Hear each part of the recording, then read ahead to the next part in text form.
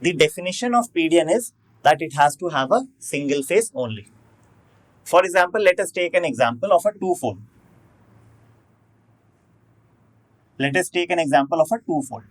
So if this is your two-fold and this is your phase, what will happen? You will get another phase here, right? So this is your two-fold, this is your first phase, you get an additional phase here. How many phases did you get? You got two phases. That means this is not the PDN. In PDN, you just had to have one single phase, right? Okay.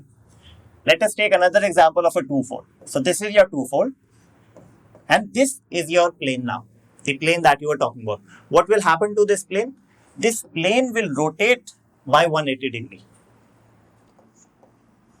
So if this is the plane that you started with, you get the same plane back. So if this is your two-fold, this is your plane, you rotate by 180 degrees and you get the same plane back. So is this a PDN? The answer is yes, this is a PDN. Why?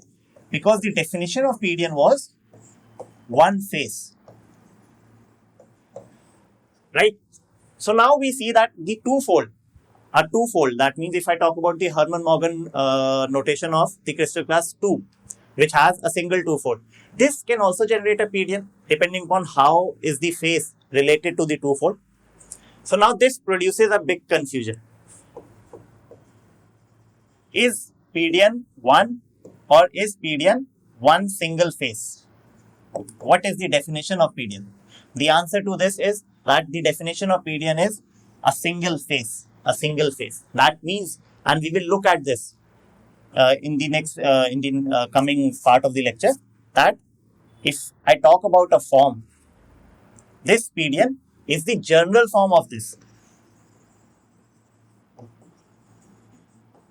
This does not mean that it cannot be part of, it cannot be a special form of other classes.